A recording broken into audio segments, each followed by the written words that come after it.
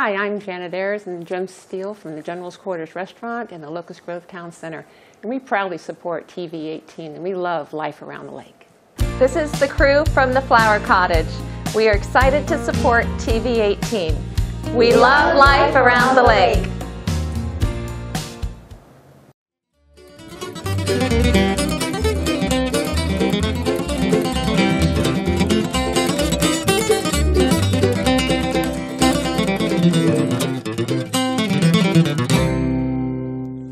Hi, this is Norm Allen with you on another version of Meet Your Neighbor right here at Lake of the Woods, and we're certainly glad that you've decided to join us today. As always, we always have intriguing and interesting stories about people who live around you. You never know what they're going to be doing, and this guy, Ken Wilson, does some very interesting things. And we're going to talk about winemaking today and life around the lake and just all kinds of cool things. So I thank you for being a part of the show today. Thanks for coming on. Thanks for having me. Well, now you've been busy all morning. I have. Well, when we start talking about making wine, I think about getting a big bucket and a jug and saying, okay, let's kind of make some wine and just whatever comes out, comes out. But there's a whole lot more to it than that. There sure is. We work with, we volunteer at Northgate Vineyards. And where's that located? It's up in Percival, Loudoun County. Okay. And side note, that's the first winery that I've ever built. And well, let's go back and let's jump on that right quick. Okay. Because that's something that you do outside of your own hobby of making wine. You do something way bigger than that, don't you? Right. I own a small construction company with my partner, Jose, and we build. We have a niche now, and we build wineries. We've done 3. We're starting our 4th one in a couple of weeks, and then we've got a couple more on the that we're estimating and bidding on. Now, when we say building a winery, is this something that has to do with the craft, where you're building the containers that go in it and the whole thing, or is it from ground up? From ground up, we build the tasting room, we build the production facility, we build a barrel room. There's very meticulous specifications that you need to keep. Wine likes constant temperature, cold temperature, so we have to design barrel rooms and the production facilities to be at 59 degrees when it's 105 degrees outside. So wine cellar is really a wine cellar. Right, but we don't do a cellar, we do it above ground, so we insulate it really, really well and have real high efficiency equipment. And in the barrel rooms, we have to put a lot of humidification in so that the wine doesn't evaporate, because evaporating wine is evaporating wine and profits. That's a bad thing. That's a bad thing. Are they all the same then? I mean, if you're building 4 wine, do you do them the same way? Is every specification the same? The general specs are the same, the criteria, but the different sizes, different layouts, different building materials. We've done where they're like a clean room, where we use this material, this truss core material, which is very antimicrobial, very white, very hospital-like. And then we also have done barrel rooms where it looks like the inside of a church. And so it's all wood and heavy timber, and they hold events in there, and they're drop dead gorgeous. So we have utilitarian ones, plus we have ones that will serve many purposes. Well, when we mentioned barrel rooms, and let's talk about barrels a little bit, because we're going to be talking about that as we get into the winemaking process. How important is wine in barrels? We've all seen it on television, but that's a whole nother science, isn't it? It is, because there's French oak barrels, there's Hungarian, there's American oak, there's different kind of toasts that you can do which impact the flavor of the wine. New barrels add more flavor quicker. As barrels get to about 6 or 7 years of age, they're pretty much become neutral barrels, so then it just lets the wine oxidize in the barrels. So if you hear at a winery that it's in a neutral barrel, that just means it's in an older barrel, and it's really not adding any flavor, it's just letting it breathe. It's just a place to put the wine. Mm-hmm. And let it breathe. Okay, now in your case, because we've already seen where we're doing wine in your garage, in your factory here. In our factory, yes. Now, that didn't start out as something you just read about. You really went through some meticulous training to get to know how to do that, right? Correct. All started in, I guess, 2007. I went to, my wife and I and my daughter went on a German trip, and we met Mark and Vicky Fedor, the owners at Northgate.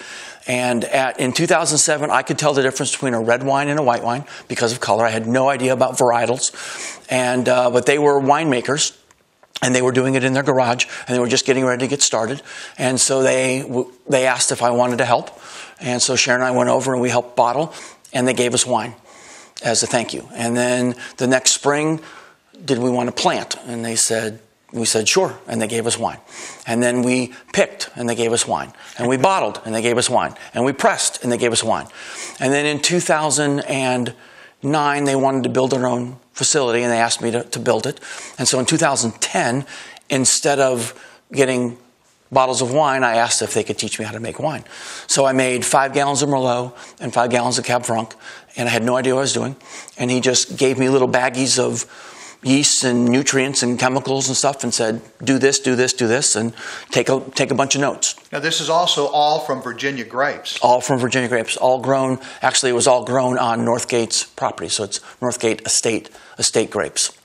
Now, we start talking about all the different things that you use, the yeast and the nitrite or sulfites. Sulfites, yeah. And some other things. We look at a wine label right now, and you can see all those on there. I don't know what they mean. Is that important for me to know what those things are? The sulfites are a preservative, and most of your larger, California wineries that ship it across the country, they will put the max in, which is 150 parts per million, and it's to protect the wine.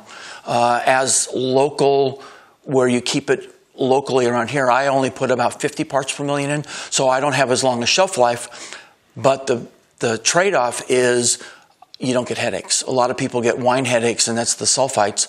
My wife is a prime example of that, but she can drink my wine all day long and not get a headache. Sorry, hon. That experiment will be going on later on this afternoon. We'll be trying that out to see that. That's correct. So it's not the red that's doing it, it's the sulfites. It's the sulfites, yes. Does it change the flavor of the wine? No. You can't tell it's there. You can't tell it's there. They're so minimal. The sulfur dioxide is pretty potent smelling when you're mixing it up and stuff. You don't want to inhale it because it will make your eyes water really. Now, when we think of, but you say it's for preservation. When I think of preservation, what about all these aged bottles of wine that are 100 years old and those kind of things? Some of the old French wines and Italian wines, they don't have nitrites in those, do they? Or sulfites? No clue. I don't know. I have no idea. So what are we preserving it from? What ruins a wine? Bacteria, air, but mostly bacteria. So, of course there's going to be bacteria because that's just what the world's made of, right? Correct, right. So we try and limit it. When in this, there's just a little bit of headspace that air can get into. Commercial wineries will more fill that with nitrogen as they're bottling it through the bottling line. We don't, because I don't have nitrogen. So, sure. But my wine will only last 4 or 5 years, where older wines will, How can you tell when a wine goes bad? The taste, the smell. Okay. It won't smell fruity. It won't smell wine. It'll smell more vinegary, and it'll taste like crap. And then it can be used for cooking and those kind of things, though. After that, can't you? I think so. Yeah, I've never had wine go long enough to go bad that I've had to do that. So we're good at drinking it. Okay, so yes, we are. We certainly are. So we've gone now. We know what we're doing. We've gone to get fruit from here in Virginia. Mm-hmm. You've brought it home. What's the next steps? So as I've gotten more involved in the wine, different yeasts have different characteristics. They bring out different characteristics of the grapes. Some may bring a more fruity flavor to it, or more of a nose. Some will actually help with the structure of the wine. Some will help on the finish of the wine. And so I will take the grapes that I get and break it into 2 or 3 smaller batches, and then put a different yeast in each one.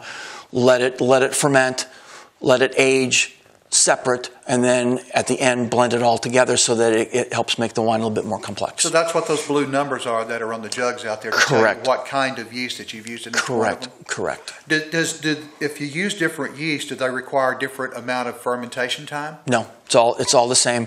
The process to hydrate the yeast, because it comes dried, and so you put it in 104-degree water, and you let it sit for 15 minutes, and then you kind of cool it by adding some of the must into it, and then you introduce it into the now this yeast, fermenter. because we use Fleischmann's yeast to make bread. Correct. And then we use a brewer's yeast to make beer. Correct. Can the same yeast be used to make wine? There is winemakers' yeast that are really geared for the different varietals of wine. I don't think I'd want to try a brewer's yeast in wine. What do you think it would be the difference? I think it would not have as much flavor. It would not have as much aroma to it. So we've got our yeast going. We've got it in the jug. We've got it marked. We're ready to go. That's going to sit there for how long? 7 to 10 days.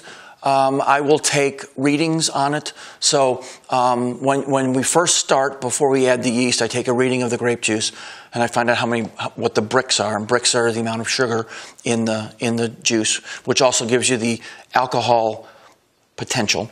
And then as it ferments, the yeast eats the sugar and turns into alcohol. And when you get to a specific gravity of 1.0000, then I know that all the sugar is gone. And then we'll press the grapes in our nylon stocking. Can you? So you don't do the pressing until after they've already fermented? Then? Correct. Oh, Reds you ferment with the skins because that sets the color. Right. Whites you take it off the skins and you just ferment the juice. Okay. So we're 10, 15 days into it. Mm-hmm. Now, and then you do the pressing, which is squeezing all the juices out of the fruit right. that's in there. All by hand. hand. Has the fruit been broken at all up until this point? Yes. When it's picked and it's brought in these yellow lugs, they call them. There's about 25 pounds of grapes on the vine, and there's a crusher destemmer that we put it through, and it breaks the grapes apart, takes the stems away, and then you end up with a must. So it's a juice and skins and the seeds. So it's kind of a mushy combination of stuff. Correct. When you get ready to start putting things Correct. in. Now, do you add sugar to those? Or is it all going to be natural from the grapes? It's all going to be natural as long as Mother Nature cooperates. We've had 2011 or 12, it was a very rainy year, and so the Brix were very low. So we had to add sugar to bring the Brix up to, because you want to have wine to have 12 to 13% alcohol. And then conversely, we've had really hot, dry, and your Brix get up to 25, 26, 27, and it's almost port. And so we add acidulated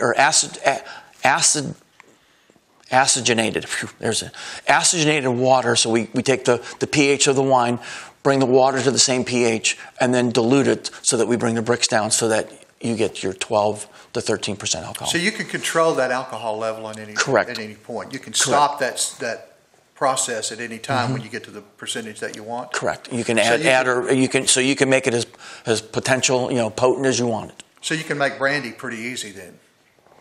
Probably. Well, you'd have to distill it, though. You'd have to distill it, yeah. That's another process. Yeah, I don't do that, yeah. We don't keep a still in the backyard here, by the way. We're not in North Carolina. Right, that's correct. That's right. But there are a lot of distilleries around, and I guess that they're probably making some cognacs and some brandies. And rums and... Whiskeys. Whiskeys, We can go all the way on that stuff That's here right. in Virginia. That's right. Okay, so we've got our mush, or must, right. You call it? Must. It's in here. Now it's ready to go. It's still fermenting. And when Now we break it up. Right. So once it's done, then we put it in a nylon straining bag, and I squeeze it by hand to get the juice out, and then it goes into a carboy, which is it's a food grade plastic container. I have 3-gallon, 5-gallon, and 6-gallon containers. You let it sit for a couple of days, and because solids get through, some of the Right. yeast gets through, the lees get through, and you let that settle down, and it forms a sludge at the bottom, and then you rack the wine off using a racking cane, and you take all the wine off and get the sludge away, and then we add oak to it, and then let it ferment. So that when we're talking about this sludge, sometimes you'll see a little sediment in some wines. And just in case you didn't know, something I learned not long ago, this little hole in the bottom of it, because there's a ridge on the inside, and that's to catch the sediment. And do you know what that hole is called? The bottom of the bottle. It's called a punt. A punt. P-U-N-T. Okay. I don't know why I know that, but I know that. So the punt is there to catch the sediment. Correct. So when you get a bottle of wine, you don't want to shake it up. No. In fact, it should never be shaken. Correct. Poured slowly. Poured gently, yes. Gently, yes. Now we've got our wine, we've got everything ready. How long is it going to sit in that place before you're ready to bottle? I let it sit for about a year. I'll rack it a couple of times, just meaning I just use a siphon and take it out, any sediment, get rid of the sediment, and then I put it back into the funnels, which kind of aerates the wine and kind of helps it breathe a little bit. Also, after about a month, I do a secondary fermentation, which is a malolactic fermentation. And what that does is it's a bacteria that we add in that takes the malic acid that's naturally found in grapes, which is a bitter tasting, and it converts it to lactic acid, which is a much smoother, and that takes 3 or 4 months as it's aging. Do you have to keep an eye on it during that aging process? There are airlocks to keep air from getting in, so I check those on a weekly basis just to make sure. But the fermentation process is stopped. The fermentation process is stopping, and then it's aging. And all through there, I look at them once a week to make sure that the fermentation traps still have stuff in them, so that to keep the airlock out. And then every couple of months, every 3 months, I'll rack it and put it back. Just babysit it a little bit. Yep.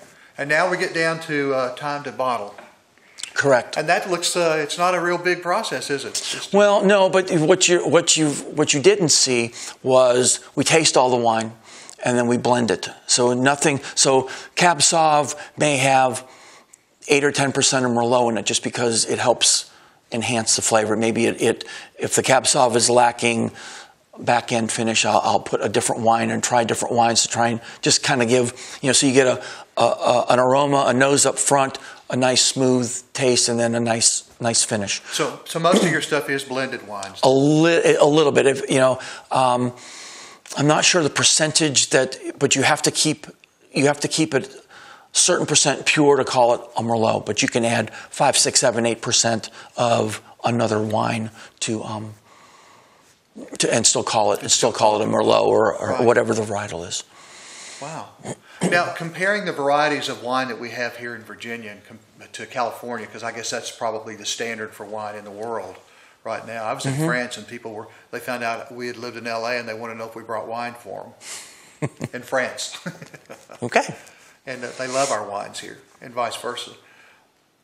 What makes Virginia such a good place for wineries? We have a lot of them here. We do. I think that the Virginia climate is a really nice growing climate because you can get from late March to September of good weather. It's hot. It's not super wet. The soil is decent. And what I find interesting is a lot of vineyards they're growing grapes on their estate, but then they're buying land over the Chesapeake Bay or in other areas of Virginia that have a little bit different climate, so they can grow a little bit different grapes. Viognier and Cab Franc do really well here, but then if they go to the coast, by the Chesapeake Bay, they get other varietals grow better there. So they're kind of experimenting around the climate of Virginia to come up with better grapes. Well, it's something you mentioned a little earlier. At the beginning of the Virginia wine industry, most people were buying their grapes from the same places until their vineyards grew up. So all the wines were pretty much the same. Kind of tasted the same. And now are we getting individual wine flavors now from different vineyards now? Yeah, we are. And I think over the next 5 years, that'll even get better because from the time you plant a grapevine, it takes 3 years before you really can start getting any fruit, and it takes 5 to 6 years before they mature. So the guys that came in 2012, 2013, 14 that have planted their grapes, in the next couple of years are going to start being mature, and it'll be the lion's share of what they're doing. Are they buying those cuttings? Are those coming from California and from France and all over the world? They come from most of them come from California, and you have to test your soil because there's dozens of rootstocks, And so you pick the root that goes best with the soil that you have, and then out in California, the nurseries, they graft the rootstock onto your grape, because you can't take a Cab Sauv or a Cab Franc grape rootstock and plant it here, as Thomas Jefferson learned, and they all die. So they've learned how to do the grafting. So when you plant, when you plant the grapes, they come bare rooted, and there's like a graft bulb on it, and you just have to make sure that stays a couple inches above the ground so that it doesn't try and side root itself, and then your grapes will be fine. Well, it's not Grandpa's recipe anymore.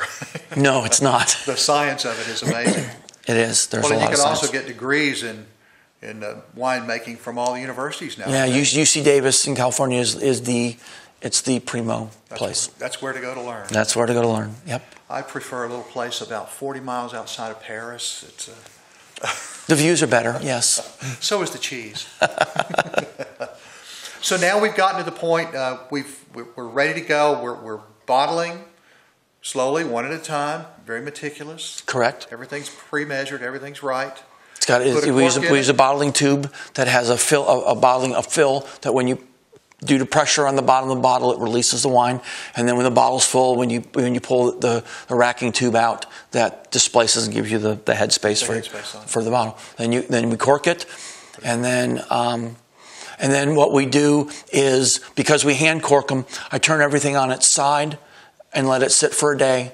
So if there's any leaks, I can find out. If I have to recork anything, I'd rather do that than once the capsules go on and have it leak here, because that would be really bad. And then once it's sets for a day, then we put the capsules on like we showed, one at a time, and then we put the labels on. And the reason for the caps?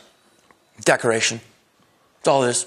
Does it have anything to do with the cork absorbing wine and getting absorbed, and possibly? There's places that they don't put them on. I just like them. Each year I use a different color so that I can at a glance tell what my oldest wine is, so that I can use that first. Sure. So if you're going to go to a wine store and look for a wine, what are the things we're going to look for? Well, number one, the variety that we want. So we pick a Cabernet Sauvignon or a beautiful Merlot or whatever that you make here, but it has a screw top on it. Is that kind of a wine I want to stay away from? Do I want something that's traditional corked, or is that going to make a difference? In today's day and age, the screw top is becoming more and more acceptable. It's certainly cheaper. It is cheaper for them, because they don't need the corks, and they don't need all the natural corks or the synthetic corks. I'm an old-fashioned guy, so we like the cork. I like the corks. Yeah. Those corks, by the way, come from Portugal, I believe. That's the big thing there. They export those things all over the world. Big sheets of it that go all over the world. Well, that's interesting. So we're down to the wine, and we've got it sitting out here, and it's aging. Now, let me go back to that. The aging process, because that's going to last several months, almost a year. Correct. Right. Where do I want to put it? I don't want to set it on the back porch. No. Wine likes constant temperature, and it likes dark. And so I have under the closet under my stairs, and I just stuff it all back in there and turn the lights out. Turn the lights out. Yep. And it stays. It's a little warmer. I mean, wine likes to be 60 to 65. I'm maybe 65 to 68, but oh well. What level from year to year? Now, you've been doing this for about 7 years now. Correct. What level of changes do you make every year? Do you find things that you've learned that you can do something a little different to change your flavors, or do you pretty much stick with what you know? I pretty much stick with what I know. The grapes change every year, because they're never the same bricks. So there's always a little bit more alcohol, a little bit less alcohol. Some years are very good growing years. Some are iffy.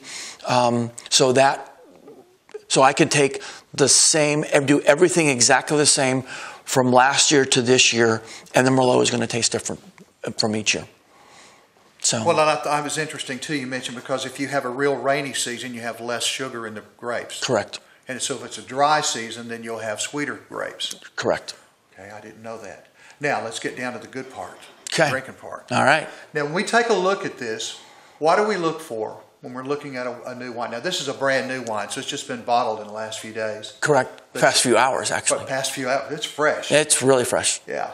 But we really want it to have a little time to rest, though. Correct. Usually, after I bottle, I like to let them sit in the bottles till Christmas, just to kind of let it. A couple of months. A couple months, yeah. Now, once we've done that, and we see people looking at it up into the light, what am I looking for? When I look up, I'm looking at color, and a lot of times I like to put it up against a white sheet of paper just so that you can see the color of the wine. You'll see people swirl. And that's doing a couple things. One, it's aerating it to kind of get, and that'll help make up the flavor. Yeah, it'll help a newer wine kind of feel a little older because you get the air into it. And then there's also it's called legs, right. And so you can watch it run down the side of the glass, and I'm not really sure. That's relative to sugar content, though, isn't it? I believe that's true. I'm just I just smell and swirl and like what I like and drink what I drink. Yep. So if you go to a winery and you do this, they will think you know all about it. That's right. That's right. But the truth is in the flavor. There are many $50 bottles of wine that are no better than a $5 bottle of wine. Agreed. Mm-hmm. Wine is not determined by cost; it's determined by quality. Right, and your personal taste. Your personal taste. Yeah. There's some people that love Cab Franc and because of the black pepper finish, but other people can't stand it because of the black pepper finish. Well, yours has been good. Everyone I've tried has been amazing. Well, thank you. Also, because we're in Virginia, since we're talking about varieties in Virginia, if you go further south to North Carolina and their wine industry, they're mostly white wines down there. Correct. A lot of muscat and a lot of muscadine wines. Muscadine and sweet wines. Scuppernong. We did a wine tasting one time in Myrtle Beach, and it was like tasting syrup. Yeah. We just weren't fans. It was funny. We purchased a tasting and a glass of wine. And there was like 8 or 9 wines. And about the 7th wine, we were both panicked trying to figure out, we have to get a glass of one of these. And we weren't sure which one we were going to get. Yeah. So, but again, it's taste. It's personal preference. But the sweeter the wine, the lower the alcohol content. Because if you take not necessarily. Because you can still because there's to get sweet wine. There's 2 different ways to do it. You can start with your regular grapes and ferment it down to where you get to 2 or 3% sugar left, and then crash and stop the fermentation. Mm-hmm.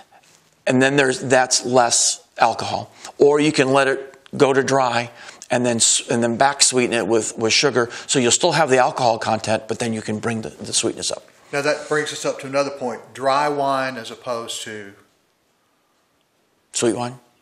Sweet wine or dry wine. Mm-hmm. That's the difference. It's not sweet or sour. It's sweet. Right, or dry. Sweet or dry. Right. So sweet, and I've noticed just looking at alcohol contents in the store, they're usually about 9 to 10%, and then the things that get a little drier are usually 11 to 13%. Mm-hmm.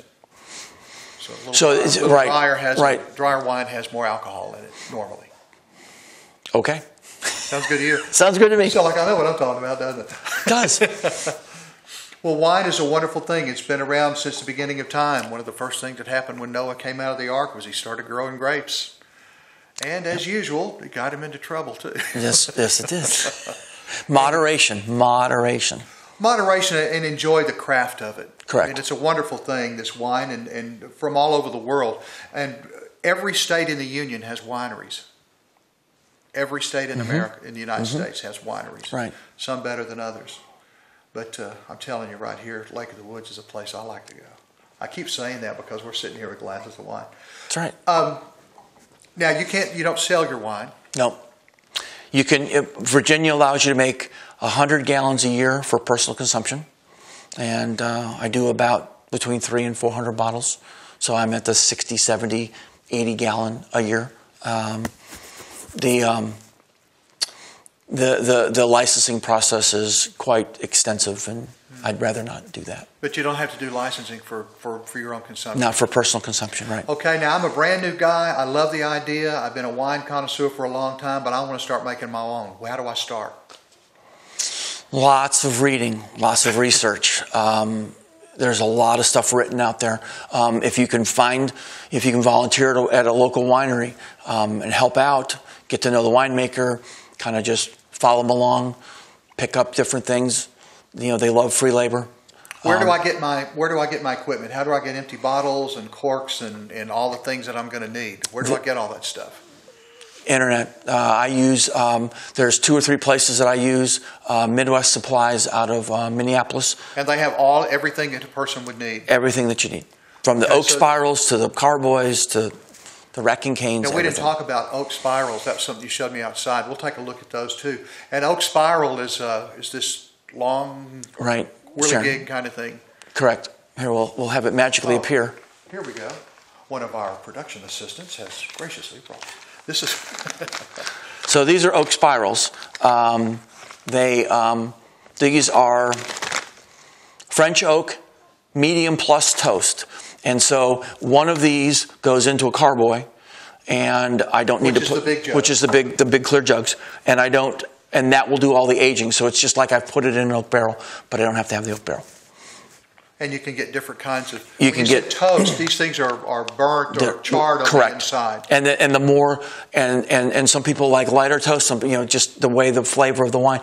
I've not experimented with the toasting of it. I've always done the medium, just because it's the middle of the road and it's a good place to start. Well, that's why Chardonnay is a Chardonnay. Also, it always has that real smoky kind of aftertaste to it, because it's been in a charred barrel or used one of those. But also, now what they've also been doing is with Chardonnay is they do it in stainless steel. So they'll do some in oak and some in Chardonnay, or some Chardonnay in stainless. So you'll have, in the stainless, it'll be a crisper, brighter finish, whereas the Chardonnay will be more of a buttery, a creamier finish. So it's, and people, and folks are, well, actually they blend them together, or they'll keep them apart, and it's almost like 50-50, split down the middle. Some like the crisp, some like the butter. Personal preference. Now, grapes are not the only thing you can make wine from either, is it? No, I have made blackberry wine. We picked blackberries and froze them, and then crushed them up and added water to them, and then treated them with a fruit yeast, and then I blended that with Merlot and sweetened it to 6% and made a dessert wine, which, if you soak fruit in it and then make crepes and put it in, really good. Well, this is crying out for prime rib right now. Yes, that's true. Well, then there's another varietal that we use, which is Petit Verdot. And one of our favorite things to do with Petit Verdot is you get the Costco Ghirardelli brownies, and instead of the water, you put the wine in, so the alcohol goes away, but you get the Petit Verdot flavor, and those are kind of yummy. Making brownies with wine. Yeah. Ooh, I got a feeling that's going to be on one Stick of our with me. I'll corrupt you. That'll be on one of our cooking shows. It sounds like something we need to do, Hannah. This afternoon, in fact. Wow. Well, it's fascinating. It's a fascinating hobby. It's a fascinating art and craft. There's a lot of people who make wine around the country. Mm-hmm. Like you said, a different thing. We had a fellow that we knew in California that made rosehip wine from rose hips. Interesting. And he was making tangerine. And he actually made a tomato wine. Ew. That's what I thought. Yeah. No, I've done blackberry. I do apple. I make an apple. I use bulk apple cider, and then add about a gallon or a pound of sugar per gallon to get the bricks up to 12 or 13, and ferment it. That's the only quote unquote white wine that I make, because the white wines need, when they ferment, they generate a lot of heat, and heat is bad for a white wine. So I don't have jacketed tanks and all that stuff to do that. So hey, this is good enough what we have. This works for me. I thank you so much for this education we've had today, an opportunity to answer some of my questions, and I've learned a lot from it, and I'm sure that you have folks out there as well. And you just never know who your neighbor's going to be. But I thank you for taking the time, you and Sharon, for inviting us into your home and sharing sure. part of your hobby Our and pleasure. your passion as well. Thanks. And I know that we're going to enjoy it. In fact, we're enjoying it right now. I want to remind you that there's all kinds of good stuff to do around here at Lake of the Woods, and there are wine tastings as well as wineries in our general area. Now, you can't get any of Ken's unless you know him well and are good friends. Correct. Fortunately, their list is short now. Hopefully, we've been added to it. Cheers. Cheers to you, too. We'll see you again on another Meet Your Neighbor. This is Norm Allen with you, hoping you'll join us again right here on TV 18, Life Around the Lake, where the story's all about you.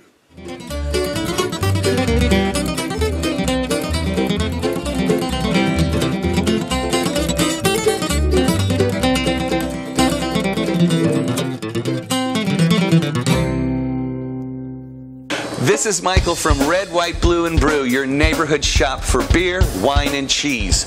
We love TV 18 and Life Around the Lake. Hi, I'm Melissa. Darlene. We're from Low Hair Studio.